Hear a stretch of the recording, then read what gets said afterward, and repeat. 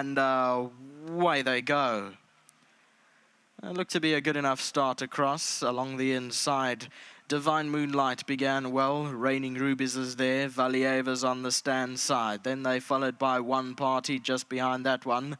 Further back is Blizzard Snow is towards the center. The red and white checked colors is right in the middle, and the Gavin Lorena is about 3 lengths off the leader. Further back is Flight of a Condor. Then came Sheets and Goggles, Mika's Bomb on the left. Further back, there she goes. Quasi Cat is racing in behind those towards the stand side in the brown and Great Barriers, the trailer.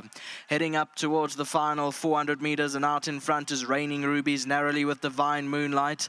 On the outside, Valieva. Quasi Cat is also getting into it now. Then came Blizzard Snow, still got 4 to go. Divine Moonlight on the far left-hand side, the leader. One Party's running on with Quasi Cat on the stand side. Blizzard Snow's trying to get going late. 100 to go here. Divine Moonlight, One Party, Blizzard Snow. There she goes, is also running on, but it's One Party, Blizzard Snow lunges, it's close.